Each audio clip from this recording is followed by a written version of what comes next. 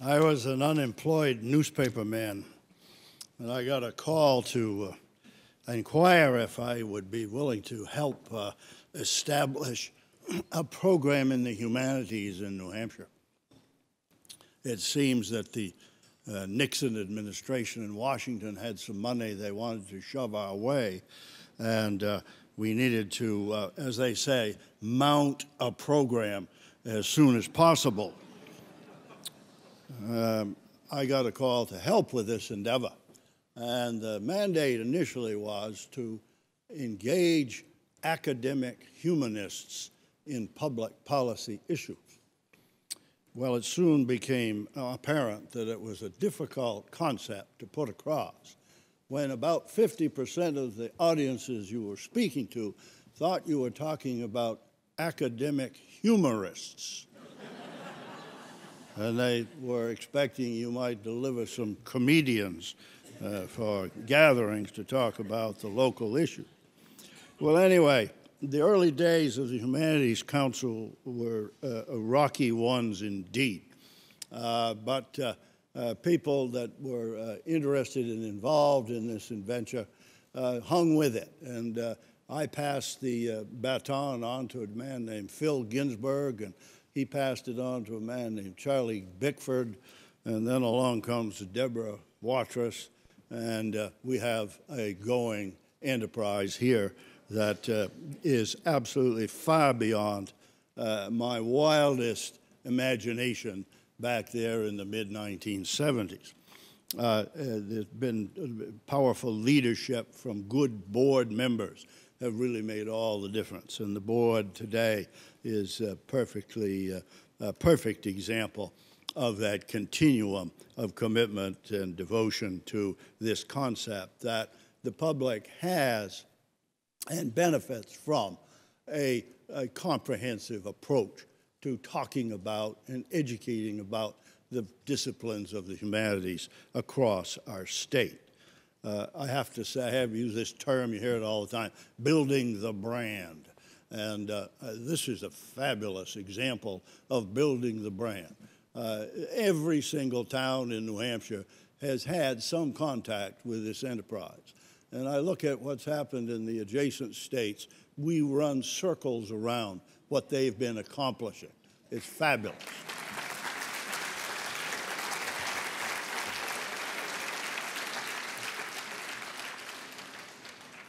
Deborah asked me to talk about my humanities moment. Well, I can't give you one. I can give you 100 or 200 because I was recruited to participate in the humanities to go aspect of the program, and it's been an absolutely fascinating experience for me. One of the most rewarding experiences of my life.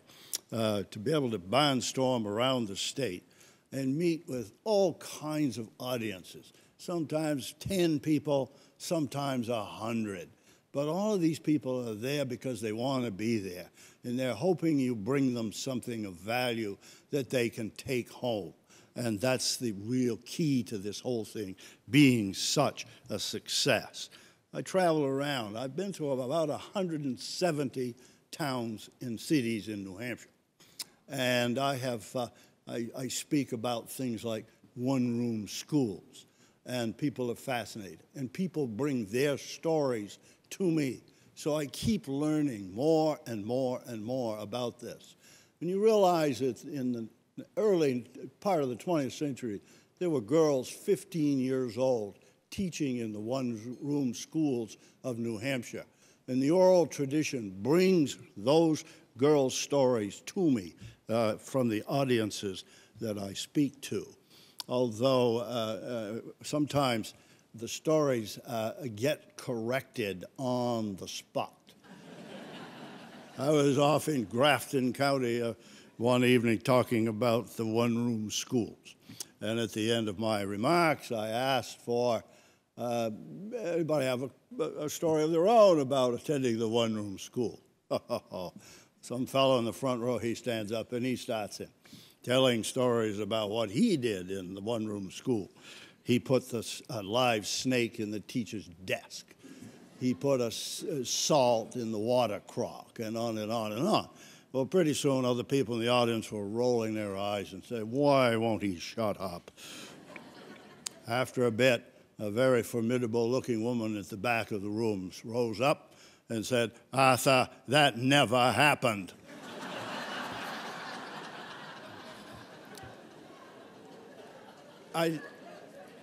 I grew up in a small town. I went to one-room school. I grew up in a small town where we had the Grange. I always knew what the Grange did. They had great chicken pie suppers and did a little of this and a little of that. But when I started researching for a lecture about the Grange movement, it was absolutely fascinating what I learned as I dug into it. The Grange's alignment with progressive initiatives in the 1890s and the beginning of the 20th century. Things that we take for granted today that have the Grange's fingerprints all over them. Things like the establishment of the University of New Hampshire at Durham, the creation of the New Hampshire State Police, direct election of United States senators, improvements in education and highways, and the electrification of rural New Hampshire. These things all came to me as I did the research. And then I would go to speak, and there'd be people from the Grange, and they would talk about the importance of women in developing policies that the Grange would adopt in relation to community welfare and education and similar topics. And so I keep learning doing that. The other day I was up in Newbury, and we were talking about poor farms, town farms, and I spoke about that for a while, and then we began to discuss the thing. And someone said, "Can you connect Elizabethan England to today's situation relative to the poor through this experience, this great experiment we tried in New Hampshire in the period from about 1828 to 1868 with poor farms?" And pretty soon we've got a wonderful discussion going. These people are educating me just by looking at what I had talked about and drawing on their own, their